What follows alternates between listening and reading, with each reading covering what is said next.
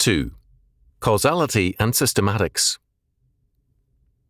The Greeks, no less than biblical thought, held to the idea of causality, but with a difference. The Greek concept of causality was closely tied to its belief in potentiality. All being was held to be full of potentiality, so that new developments in being were always possible. Luke tells us, in Acts chapter 17, verse 21, "For all the Athenians and strangers which were there spent their time in nothing else, but either to tell or to hear some new things." The new was very important to these Greek philosophers, teachers, and students. It was an indication of the next step in being, perhaps, a glimpse into the areas of possibility. As Van Til notes, they believed in the mysterious universe. They were perfectly willing, therefore, to leave open a place for the unknown. But this unknown must be thought of as utterly unknowable and indeterminate. For Greek philosophy, there was no determined character to the created universe because they did not believe in the absolute, sovereign, and predestinating God. Their idea of causality, thus, simply held that there was a connection between contextual events, but it denied that any sovereign person, plan, and decree created and determined those events. Much later, as a result of Christian influence and scholarship, the idea of natural or physical laws developed. This concept held that, whether in physics, chemistry, biology, or any other area of study, certain patterns of connection indicated an overall law which necessitated a determined pattern of events. This presupposed a universe, not a multiverse, and a fixed and predetermined law governing all creation. The Greeks could see ideas or patterns within creation, but no fixity or necessary and continuing pattern. On Greek terms, therefore, a systematic theology was impossible. At best, any system noted had to be tentative and temporal, not eternal and binding. Thus, as the Greek mind faced the early church, it had one basic idea which had fixity. It held that systematics must be, by definition, ruled out, and an open universe retained. New potentiality had to be allowed, and no eternal decree permitted. Thus, the biblical doctrine of the Incarnation was ruled out, because it meant that eternity determined time, and God controls history. It meant that the two ultimate substances for Greek thought, mind and matter, were alike created and absolutely controlled by God. For the Word to become flesh meant that the Greek idea of being was invalid, and that its philosophy was unsound because it rested on a false premise with respect to being and potentiality. Tertullian saw this clearly, and in On the Flesh of Christ 3 declared, "Since you think that this lay within the competency of your own arbitrary choice, you must needs have supposed that being born was either impossible for God or unbecoming to him. With God, however, nothing is impossible but what he does not will." For Tertullian, there is a necessary and systematic logic and coherency to all God's works, so that his idea of causality and potentiality is not grounded on the Greek idea of being and a developing potentiality, but on the sovereign, unchanging, and triune God. As a result, Tertullian declares, "What is written cannot but have been. When the Scriptures speak, it is infallibly. It is the absolute God whose every word is truth who speaks that word. There is no possibility outside of God, nor is there any hidden or unknown potentiality within God. He is totally self-conscious and totally determines all by his perfect will." The strength of Tertullian's argument is that he grasped, however defectively applied at times, the necessary systematics of biblical theology.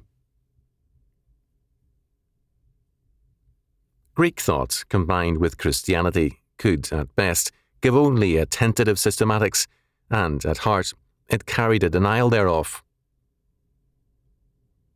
Wherever theology began with the God of Scripture, however, it confronted the world of the pagans with systematics. In the 2nd century, Tatian, schooled in Greek philosophy, turned to Christianity when he grasped the fact that it provided a systematic theology and therefore a coherent view of all things. However weak Tatian was in some areas of thought, his grasp of this fact, the necessity of systematics, is telling. Tatian wrote of his conversion from Greek philosophy through a reading of, quote, barbaric, end quote, biblical writings thus. And while I was giving my most earnest attention to the matter, I happened to meet with certain barbaric writings, too old to be compared with the opinions of the Greeks, and too divine to be compared with their errors. And I was led to put faith in these by the unpretending cast of the language, the inartificial character of the writers, the foreknowledge displayed of future events, the excellent quality of the precepts, and the declaration of the government of the universe as centered in one being. And, my soul being taught of God, I discerned that the former class of writings lead to condemnation, but that these put an end to the slavery that is in the world, and rescue us from a multiplicity of rulers and 10,000 tyrants, while they give us, not indeed what we had not before received, but what we had received but were prevented by error from retaining. The government of the universe centered in God, Tatian found to be the foundation of both intellectual and personal freedom. It meant spiritual and material freedom, and it also meant intellectual freedom from the dead ends of Greek philosophy. As against the conclusions of such philosophy and pagan religions, Tatian declared, but we are superior to fate, and instead of wandering demons, we have learned to know one Lord who wanders not, and, as we do not follow the guidance of fate, we reject its lawgivers. Tatian saw that the results of Christianity include a new life, faith, law, and society. Having another lawgiver, the Christians live in terms of another law than do the pagans. The determination of history is not from time, but eternity. Our God did not begin to be in time. He alone is without beginning, and He Himself is the beginning of all things. As against the cyclical view of history, Christians hold to God's purpose, culminating in the resurrection of the dead. For Tatian, the creation of all things by God requires the government of all things by God's law. Accordingly, he declares, on this account I reject your legislation also. For there ought to be one common polity for all, but now there are as many different codes as there are states, so that things held disgraceful in some are honourable in others.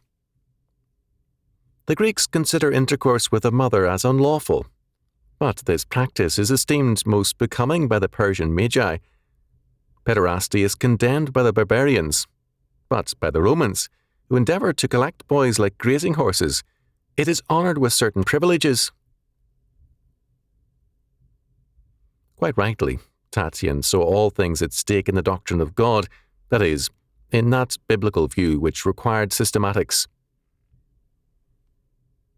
The doctrine of the sovereign and triune God means that there is a necessary order in the universe, that all things are interrelated, and have a common key to the meaning that there is one Lord, one faith, one baptism, and also one law in the universe. Events do not reveal the hidden potentiality of being, but manifest purposes of the sovereign God. Man does not make and adapt laws to meet the new leaps in being, but applies the revealed law of God to all of life. Causality is personal in essence, since all things are the handiwork of God the Lord. Causality is not, as with the Greeks, the impersonal and blind outworkings of a being rife with unrealized potentialities. If we deny the possibility of systematic theology, we deny the God of Scripture. We are then on the road to denying not only theology, but all knowledge, because factuality has been denied its created meaning and its purpose